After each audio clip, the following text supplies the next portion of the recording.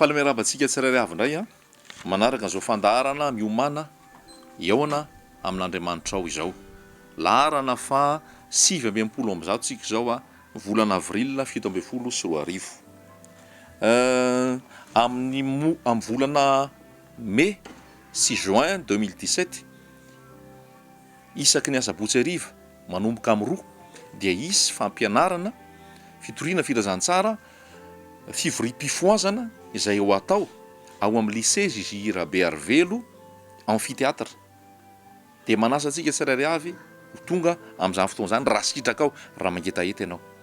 Fotoana napetraky ny tompo izany a ary ikasihan'ny tompo ny tsirairay avy indray a izay mangetaheta ao amin'ny toerana Zizi Rabearvelo isaky ny asabotsy hariva manomboka amin'ny 2 ora ao amin'ny lycée Zizi Rabearvelo ao amin'ny amphithéâtre mandritra ny volana mai sy juin. Dia manasa antsika anatrika ny fotoana fitoriana filazantsara fampianarana fivorim-pifoazana izay ho atao mandritra izay 2 volana izay. No hevitra nomen'ny tompo izay hozaraina amin'izany fotoana izany dia hoe ny fanjakan'Andriamanitra sy ny fahamarinany. Ny fanjakan'Andriamanitra sy ny fahamarinany izay ny lohevitra lehibe ao anatin'izay 2 volana izay avy eo misy zanado-hevitra raha izay ny filaza azy hozaraina amintsika tsirairay avy ary ny tompo hikasika antsika averina ihany. Tsy taonantsika amina toko-pivavahana na amina toko-pinoana na nanangana fiangonana na nananga fikambanana na nanangana toko fa ny afatra napetraky ny tompo taminay dia hoe fahazavany nareo, famonjeny nareo, mitoriany filazantsara amin'ny olombelona rehetra ary ataovy mpianatra ny firenena rehetra. Any amin'ny toko-pivavahana misy ianao, any amin'ny toeram-piangonana misy ianao, any amin'ny fikambanana misy ianao, raha mapetraky ny tompo tany ianao ary mbola izay ny tompo hipetrahanao dia mipetraka any ianao ary mizara le fahamarinana nomenanao any amin'ny toerana rehetra izay alehanao dia ho fanasina sy ho fahazavana ianao ary ho mpianatra mijoro miaro ny teny fahamarinana mba hatonga ny olona andray izany. Be da be ny teny tsy fahamarinana amin'izao fotoana, be da be ny teny fitaka sy lainga amin'izao fotoana ary mila manana ny fahamarinana ny fiangonana mba hijoro ary hiaro ny fahamarinana. Amen. Ho avy Jesosy hivonona ny amin'izantsika. Androantsika dia andray teny ny amin'ny hoe manome maimaim-pona Andriamanitra. Manome maimaim-pona Andriamanitra. Manome ny zavatra rehetra maimaim-pona Andriamanitra mba hifalitsika. Manome maimaim-pona Andriamanitra. Timoty voalohany toko 9 andininy 17. Timoty voalohany toko 9 andininy 17. Anaro ny mpanan-karena amin'izao fiainana ankehitriny izao mba tsy hiavonavona na hatoky ny harena miovaova na hatoky ny harena miovaova izy fa Andriamanitra izay manome antsika malalaka ny zavatra rehetra mba hifaliantsika, mba hanao asa soa, mba hanao soa, mba hanan-karena amin'ny asa tsara, azoto, manome sy miatra ka dia hihary fanorenana tsara ho an'ny tenany ho amin'ny andro ho avy mba hiazonany ny tena fiainana. Zay afatra zay tiany tompo apetraka amintsika androany. Mianatra foana tsika ao amin'ny tompo ary misy zavatra maro be da be ny tiany tompo ampianarina antsika ao anatin'ny fiarahana amin'ny Jesosy. Dia androany ny tompo dia miteny amin'io hoe Paoly miresaka amin'ny Timoty izay napetrany ametraka ny fahamarinana koa any amin'ny fiangonana izay nampanarahany azy. Dia hoy Paoly matsy amin'ny Timoty hoe anaro ny mpanan-karena amin'izao fiainana izao, anaro ny mpanan-karena amin'izao fiainana ankehitriny izao mba tsy havonavona na hatoky ny harena miovaova fa Andriamanitra izay manome antsika malalaka ny zavatra rehetra mba hifalitsika, mba hanao soa, mba hanan-karena amin'ny asa tsara, azoto hanome sy hiatra ka dia hihary fanorenana tsara ho an'ny tenany ho amin'ny andro ho avy mba hiazonany ny tena fiainana. Misy teny maro be da be ao anatin'io fa ny lohahevitra izay nomeny tompo antsika teto dia hoe Andriamanitra manome malalaka ny zavatra rehetra. Alohan'ny teny hidirantsika amin'io Andriamanitra manome malalaka ny zavatra rehetra dia afatra napetraky Paoly ho antsika tsirairay avy ho anao raha tarifiny izany teny izany ianao ary raha ho anao izany teny izany raha nomeny tompo fahasoavana ianao amin'ny resaka harena sy fananana dia ozy ny tompo hoe aza miavonavona, miavonavina dia mieritreritra hoe izany zavatra, izany nahary, izany navita, izany ho izy. Fa hoy ny tenin'Andriamanitra hoe inona moa ny zavatra voarainao ka tsy noraisinao, ary raha nandray ianao nahoana ny mieritreritra ohatrany tsy nandray. Fa ny zavatra rehetrarehetra voarainao dia noho ny fahasoavana sy ny fitahian'Andriamanitra. Ary Andriamanitra natonga an'izany rehetra izany ho anao. Rehefa niteny Andriamanitra tamin'ny zanak'Israely navoakany tao amin'ny tany Egipta ary netony amin'ny tany Kanana, dia hozy izy hoe rehefa hoentiko any amin'ny tany izay ahatongavanao any ianao ary omeko trano, omeko fananana, omeko arena ao anatin'ilay trano izay tsy ianao no nanao azy ary tsy vokatry ny nataonao fa fanomezana avy amin'Andriamanitra, omeko tany tondra-dronono sy tantely, dia tandremo ndreo hiavonavina ny fonao izy ka nadino an'Andriamanitra kilaza fa izao no nanao ny zavatra rehetra. Fa hoy ny tompo hoe tsaroa fa nandritra izay 7 taona tany anefitra izay, tsy lany ny faladia kiraronao, salamy ianao, ny akanjonao tsy rovotra, ny asy ny tay ianao ny tompo tao anatin'ny 7 taona. Ary rehefa napetrany ianao amin'ilay tany Kanana, tany tondra-dronono sy tantely, ary mahazo ny fitahiana sy ny fahasoavana sy ny fanambinana rehetra, tandremo ianao sao miavonavina, tandremo sao manadio an'Andriamanitra ianao, tandremo ka sao ilaza ianao hoe izany ho izy, izany mahay ary izany navita ny zavatra rehetra. Hoy ny tenin'Andriamanitra any amin'ny Salama any hoe raha mitombo ny harena aza hanorenana ny fo. Ary hoy ny tenin'Andriamanitra milaza hoe sarotra be ho amin'ny manan-karena no idiran'ny fanjakan'ny lanitra. Sarotra hozy izy fa izy tsy miteny hoe tsy mety. Ary hoy ny tenin'Andriamanitra hoe anaro ny mpanan-karena, tsy fahotana ny manan-karena, ary tsy hoe tsy sitrapon'Andriamanitra ny manan-karena, fa sitrapon'Andriamanitra any ary misy fitahiana sy fahasoavana omen'Andriamanitra ny olona tsirairay avy. Ary izao no nafarany Paoly any Timoty hoe ho an'izay olona nambiny ny tompo ary nomeny izay rehetrarehetra tokony ho azy ary nataon'ny tompo ho mpanan-karena, dia hozy izy hoe aza vela teneno izy mba tsy hiavonavina. Ary fanampin'izay dia hozy izy hoe tsy atokony harena miovaova, vetivety io dia mandalo, vetivety io dia very, vetivety io dia tsy hita, fa ilay tena nahary zavatra rehetra ary nameny zavatra rehetra no ananana fitokisana dia Andriamanitra izany. Andriamanitra no itokisana. Indraindray tsika rehefa tsisy ny vola ohatra na kelikely dia malahelo, kizitana, tsy faly, manahy. Rehefa misy ny vola ary mipetraka ao dia ohatran'ny falifaly, miramirana, sao dia mahatoky ny volontsika, sao dia miantehatra amin'ny volontsika. Fa ny tokony atehrantsika dia ilay niteny hoe any volamena, any volafotsy. Ny tokony hitokisantsika dia ilay niteny hoe any tany sy izay rehetra eo aminy, ary izay no mila hitokisantsika. Fanampin'izay dia hozy izy hoe mba hatoky an'Andriamanitra. Dia izao zavatra napetra misy dia hoe mba hanao soa, mba hanan-karena amin'ny asa tsara. Inona ny asa tsara? Tonga dia ambara Matthieu 5:20 dia hoy izy ny tenin'Andriamanitra hoe nanahy fanoharany Jesosy. Dia hoy Jesosy hoe avy nareo izay rehetrarehetra nitahindraiko madovany fiainana mandrakizay, fa noana dia nomenareo hanina, tsy nanan-kitafy dia nomenareo fitafiana, nariary dia nitsaboanareo, tany an-tranomaizina dia nivanginareo, sy ny maro samihafa. Dia hoy izy ilay olona nantsony tamin'izany hoe taiza moa ianao narary ka nitsaboanay, taiza ianao ny tsy nanan-kitafy ka nitafianay, taiza ianao ny noana ka nomenay sakafo, taiza ianao ny tany an-tranomaizina ka nivanginay, sy ny maro samihafa. Dia hoy ilay tompo, ilay mpanjaka, hoy Jesosy hoe lazaiko aminao fa izay rehetrarehetra nataonao tamin'ireny madinika ireny no efa nataonao tamiko. Izany hoe amin'izao fotoana be da be ny mahantra, be da be ny marary, be da be ny tsy manan-kitafy, be da be ny noana, be da be ny any an-tranomaizina, be da be ny mila fiainana sy famonjena. Ianao manan-karena, manan-katao, manana an'izay afaka atao. Aza miteny ianao hoe tsy hitako izay atao, tsy hitako izay alesy, tsy hitako izay hanomezana. Fa vao mijery kely fotsiny ianao raha eto Madagasikara dia hozy ianao hoe be da be ny zavatra ilain'ny olona ary mila mihetsika, mila manome. Izany ny fiainana kristiana, manome, manolotra. Matetika ny any amin'ny fiangonana dia ny lehilahin'Andriamanitra nomena vola, ny lehilahin'Andriamanitra nomena fananana, ny lehilahin'Andriamanitra nomena fitafy, ny lehilahin'Andriamanitra nomena sakafo, omena an'izao rehetrarehetra izao.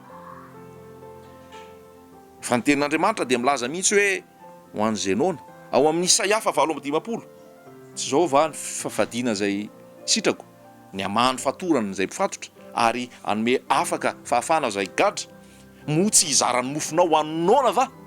ho anynona sao dia diso fijeritsika sao dia diso fiantefitsika ka any amin'izay efa manana sy zay rehetrarehetra rehefa tsy mitady intsony mbola omentsika avy eo zavatra omena ho azy ho lanilaniny amin'ny zavatra tsisy antony ho lanilaniny amin'ny zavatra tsisy fotony ho lanilaniny amin'ny rehaka sy re fomba n'izao tontolo izao sy ny zava-poana kanefa ny mahatra sy ny ory sy ny tsy manana tsy jerenao tsy karakarainao ireny ane hozy Jesosy hoe zay nataonao tamin'ireny madinika ireny nataonao tamiko e fa tsy niteny izy hoe zay nataonao tamin'ny lehilahin'Andriamanitra tamin'ny mpanompon'Andriamanitra tamin'ny pastera sy ny apôstôly sy ny sisa no nataonao tamiko e tsia zay nataonao tamin'ireny madinika ireny no nataonao tamiko dia hozy izy hoe anao soa anakarena tsara amin'ny asa tsara azoto anome sy atra mazoto manome tsy hoe mampisambotra ary miantra mazava be zany tenin'Andriamanitra zany dia hozy hoe hiary fanorenana ho any an-danitra tsy aivina kely misy fampianarana nataon'i Jesosy hoe tandreminareo fa sao dia tratra ny fitiavakarena sy ny fitiavanarena fa ny tanin'ny lehilahy reo izy dia navokatra be ary rehefa navokatra be ny taniny tsy ompontsony trano fitehirizana dia hoy izy ilay rangahy hoe inona reno ataoko fa tsy atonona ntsony ity dia hozy izy hoe zao nandeha ataoko andeha ho hitariko ny trano fitehirizana ka ho apetrako ao ny fananako rehetra nitariny ny trano mitariny ny fitehirizana tao daholo ny arenany tao daholo ny fananany fa tsy atonona ntsony feno dia hozy izy hoe ahoana no ataoko andeha hitariko ny trano vao hitatra ny trano napetraka tao ny fananana rehetra dia hozy hoe mahazo miadana sy mifaly ianao ny fanahiko amin'ny taona maro satria misy andreo rehetra zao dia hoy ny tenin'Andriamanitra hoe ry-adala anio alina no esorina aminao ny fananao ho aiza zay rehetra no arinao ao filazantsara ao tantarany napetraka Jesosy zay dia hoy Jesosy hoe tahaka zany zay rehetrarehetra manan-karena amin'ny tenany ihany fa tsy manan-karena amin'Andriamanitra raha toka ny nanan-karena amin'Andriamanitra zay lehilahy natao fanoharana zay dia nahita ny nona izy nahita ny manitra izy nahita ny kamboty izy nahita ny marary izy dia tsy nisalasala izy hoe reto arenako reto zay reto nomeny tompo areto omeko ny manitra omeko ny nona omeko hitsabona ny hafa ary omeko fitafiana anaovana fitafiana ho an'izay tsy manana izany ane ny fiainan'ny olona manana an' Jesosy tsy atokony arena tsy hirimbelona tsy hitazona ho azy fa hizara ho an'ny hafa tsika rehetra zay mandray zany teny zany ny antefany zany ianao dia apetraka aminao zany hanome tsy ametraka fanontaniana hoe ka ianareo kamo ka ianareo tsy miasa ka ianareo ny te harary eo ka ianareo ny tsy te hihetsika tsia Andriamanitra no ame valim-pitio anao fa ataovy omeo zarao fa Andriamanitra no patron ary Andriamanitra no tompony zavatra rehetra ianao mpitantana mba hitantana araka ny tenin'Andriamanitra ianao ary hoy izy hoe anao fanorenana tsara ho an'ny tenany ho iazonany ny tena fiainana zay 12 minitra zay ny amin'ny hoe manome kizara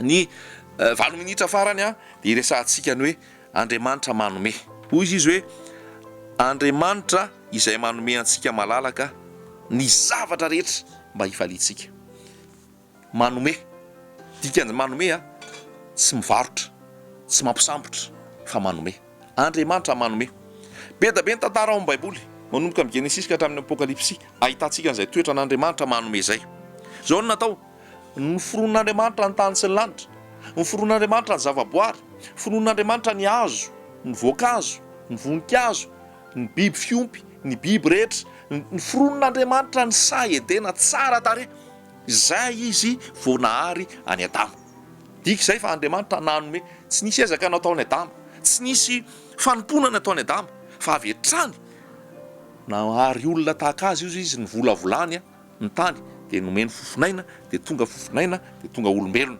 rehefa tonga teo io olombelona io tsisy ninona nataony fa tonga dia mibanjy izy hoahatra izy ny fahatsarana ato amin'ity saty manimanitra misy voankazo misy voninkazo misy rivotra tsara iainana tsara zavaboary maitso mavana ny biby fiompy ny biby maro isan-karazany ny hazo fihinam-boa ny anana efa teo daholo fa tsy zavatra nataony Andriamanitra nanome ray zay avy eo hoe Andriamanitra tsy tsara raha irery raha lehilahy fa anaovako vady sahaza ho azy Andriamanitra koa mbola nanome vady sahaza ho any Adama nanome koa zay ho anao zay tsy manambady ho anao zay eritreretinao fa hoe lanjara tsy misy an'izany ao amin'ny tompo tsy tsara raha irery raha lehilahy raha toka misy fatotra ao aminao raha toka misy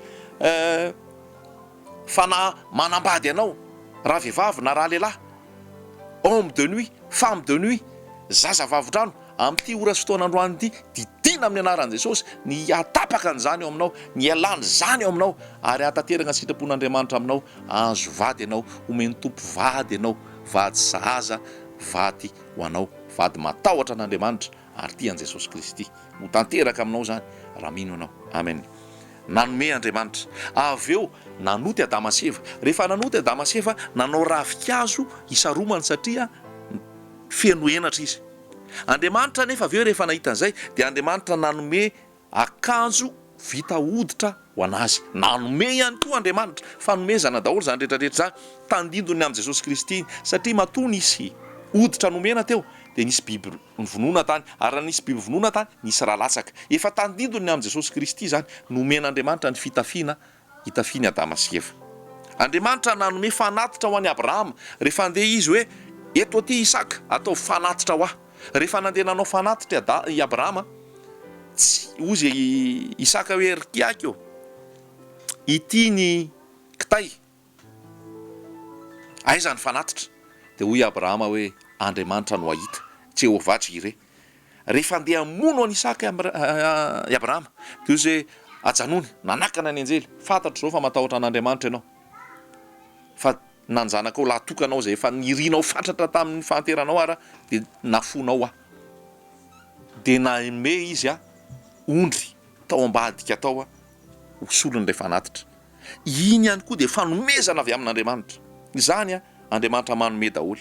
Andriamanitra nanome ny goaika, naniraka ny goaika hanome sakafo ho an'ny Elia tsy tapaka ary sakafo tena tsara, mofo sy hena. Fanomezana avy amin'Andriamanitra zany. Andriamanitra nanome ny papelika sy ny mana tsy tapaka ho an'ny zanak'Israely tany anefitra. Manome daholo zany fa tsy misy hoe nampindrana na hoe nampisambotra. Andriamanitra nanome fahendrena ny Solomona. Hoy Andriamanitra rehefa nitondra ny Solomona tamin'ny nofo hoe angatao zay rehetra tianao angatahana. Solomona tsy nangataka vola aman-karena, fosy eo meo fahendrena mba hitantanako ny firenena, hitantanako an'izao vahoaka zao. Dia hoy Andriamanitra hoe satria tsy nangataka vola ianao na arena na fananana na azo arena be, dia hozy izy hoe omeko anao ny fahendrena, ary zay rehetrarehetra tsy nangatahanao ara dia omeko anao. Dia nomeny azy ny fananana sy ny vola aman-karena. Miasa ny tompo ary manolotra ny zavatra rehetra ho antsika tsirairay avy. Toy izako ihany Andriamanitra ny teny hoe Jaona 3:9 nomeny ny zanany latokany mba tsy ho very zaitra ny mino azy. Romanina 5:9 fanomezam-pahasoavana amin'Andriamanitra ny famonjena. Romanina 7:4 maimaimpona ny famonjena. Petera 2:1 nomeny ny herin'Andriamanitra zavatra rehetra momba ny fiainana. Ary ny tena mahafinaritra dia mahita koa tsika Apokalipsy 2:2 aoka isotro maimaimpona amin'ny rano velona zay rehetra mangetaheta. Apokalipsy 2:2 izao anome rano velona maimaimpona ho an'izay mangetaheta. Lay zanak'adala rehefa niverina dia ozy ny rainy hoe alay voaingana ny fitafiana tsara indrindra, esorina ny fitafiana rotodrotika ireny dia hampanaovy azy ny fitafiana tsara indrindra. Alay vo miperatra, alay vo mikapa ho anazy. Nomena daholo zany ary vonoiny ny ondry matavy hifaritsika. Nomena daholo zany.